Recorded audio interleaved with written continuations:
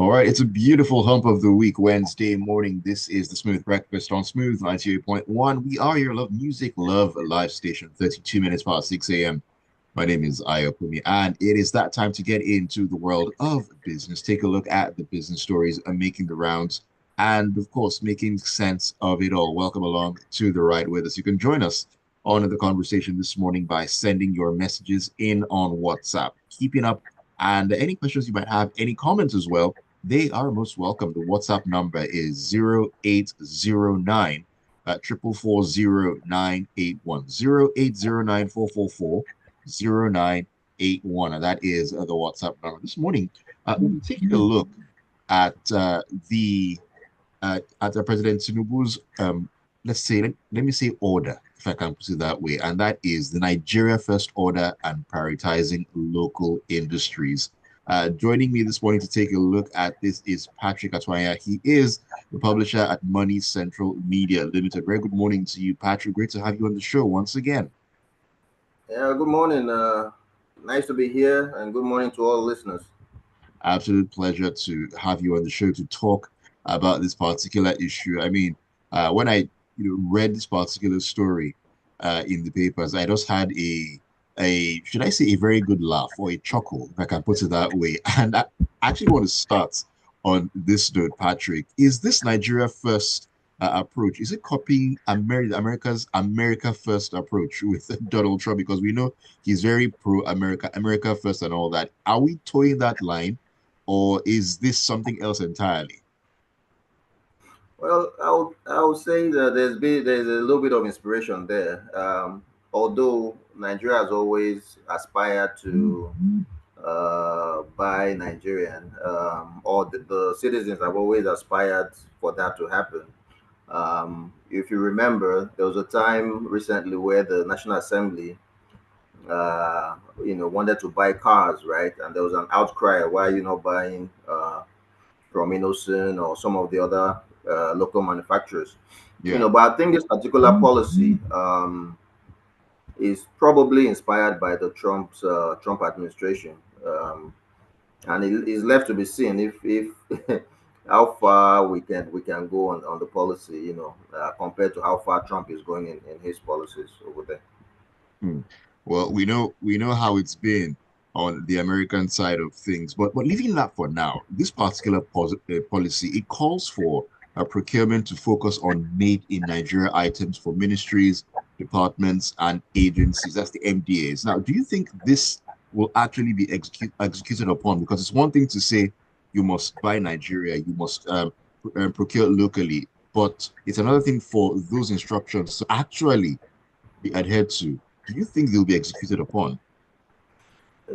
Going by history, I doubt you can have 100% execution, because you have to actually go through down the budget line for each ministry, and then who is doing the supervision, embedded in each of the ministries. So I think it's a top-down directive, and it's left to be seen how the government wants to supervise the implementation. I believe it's just like a guideline on how the ministry should go about it. But how do you tell each ministry um, where they can get their capacity, to fulfill some of their procurements. If Right. if a particular ministry wants to buy, maybe Ministry of Health wants to buy certain amount of pharmaceuticals, and the capacity, the Nigerian drug makers don't have that capacity, how do you force Mm, them to now not buy it? So it will take a lot of work to actually see this succeed, if at all the government is serious on. It's one thing to make the pronouncement. You could see that maybe it's possible in 3 months from now, everybody forgets about it and it's business as usual. So if the government is serious, I think they need to have a mechanism for implementing the pronouncement across all the MDAs. Nigeria has probably close to 800 different MDAs. mm. You know, most in Abuja, but there are some in Lagos, some in other parts of the country. So how are you going to implement it across those MDAs? I think that's where the problem lies. Mm. Talking about a top-down approach, as you called it now, can the government truly lead the way in buying Nigerian made items, or should the process be more organic? Because a lot of people have talked about, the government making certain pronouncements. For example, making use of CNG, converting vehicles to CNG, and so on and so forth. A lot of people have said, "Oh, let the government start it first. Let them convert their own vehicles to CNG. Let them buy CNG vehicles, and maybe then." That would inspire us to do the same thing. So, should this be a government first thing, or should the process be a little bit more organic? What do you think? I believe it should be in an ideal world. It should be organic. Um, you can't really dictate people's tastes, and I'm a free market guy, so I believe people should be able to buy, go to the market, buy the goods they want to buy, depending on how the pricing comes in, right? So with the Okay, adjustment of the naira, a lot of the foreign goods have become more expensive, so people will probably adjust their buying power, adjust their what they buy based on their buying power. So I think it makes more sense to let it be more organic. Now, the government can influence, through policy. They can try to influence what happens, but I think in the long run, the best way for government to best thing for government to do is to continue its reforms in the FX space, and also continue to try to support some of the other Nigerian companies that they support through loans and grants and stuff like that, right. so that our companies can be able to compete in the global markets, and our goods will be competitive compared to imported goods. Beyond that, I think you will just be tweaking at the end. You're not really tackling the real issue. So it should be organic. It should be, if I go to supermarket, if I see Nigerian made, I don't know, maybe conflicts, and I see foreign made ones, the taste of the Nigerian made one should be at par with the foreign made one, and I should be able to say, you know what, the Nigerian made one is a little bit cheaper. Let me buy the Nigerian made product. But not that I'm going to the supermarket and Nigerian made product is so bad that even if the foreign ones are more expensive, I'll go for those ones. So Mm, it is a function of your buying power, what your exchange rate is, and also the quality of the Nigerian made goods. So it should be very organic, important. really. Mm. So that way it will also help our local manufacturers to begin to compete in terms of quality with the foreign goods. Okay, now talking about our Nigerian manufacturers, it's very interesting that you bring that up because right now we're having this conversation via Zoom, courtesy of Yeah, electronic items that are not made in Nigeria. I mean, yeah. how can we compete in the hardware space to be one of those top producers if we're going to, make this a thing going forward? Yeah, so that's where we really over the past, I would say, 10 years or thereabouts, we've really not lived up to our potential. If you notice, one key part of the current trade war between the US and the West is that a lot of manufacturing has begun to move away from China, right? Moving into India. India is attracting a lot of manufacturing.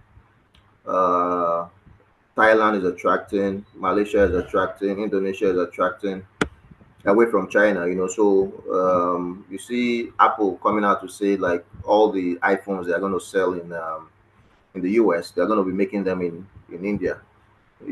So because Nigeria has some natural advantages such as the English language, the location. We're actually in a very good location in terms of we can ship anything from here to the US or to Europe or to Latin America in maybe in terms of flights, maybe 5 6 hours, right? Um, we should have been able to attract some light manufacturing moving away from China as the Chinese wages began to grow over the past 10 20 years, which made manufacturing in China become a little bit more expensive. So some of those manufacturers moved out of China, right? Moved into Okay. India, moved into some of these other Southeast Asian countries. So, but because of mostly our macro policies, which have not really been, um, they've actually not really been good enough to attract foreign investments. We've not been able to attract as much light manufacturing as we can. There's some free trade zones in Nigeria whereby some of these Chinese firms are setting up shops, some Indian firms are setting up shops, but not as much as we would have liked. And you see that in the numbers. Our non-oil exports is just barely $2 billion a year, which is really really poor, right? When you go to countries like Malaysia, you see like they export 60, 70, $80 billion worth of electronics, That's a huge uh, gap.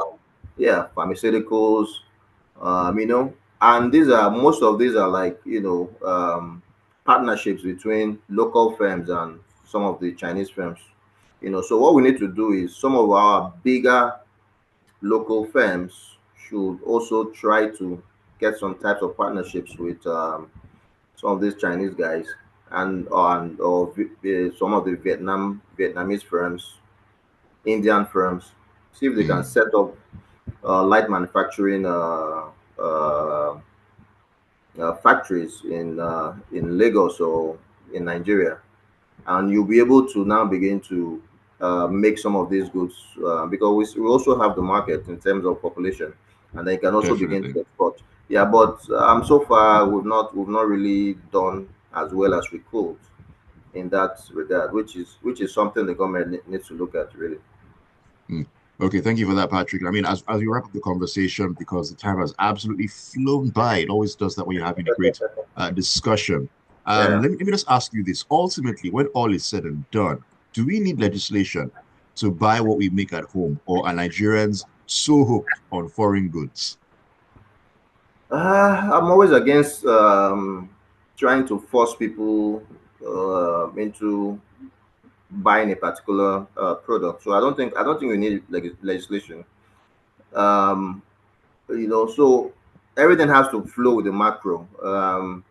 If your exchange rate is not subsidized, right, then it will kind of flow into what you buy. Let's just look at cars, right? Recently, the price of cars has actually shot up because since when the Tinubu administration came on stream, you've seen cost of cars gone up maybe 100% or a little bit more than that. So imagine if we had a corresponding domestic car market that can manufacture at scale. Nigerians would probably have stopped or reduced their purchase of foreign cars and began to try to see if they could buy into Nigerian made cars.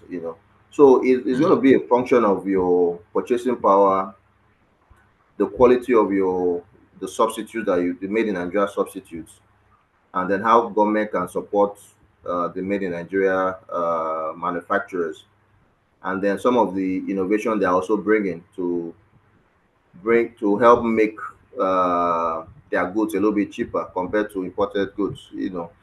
I remember recently or a couple of years ago, some of the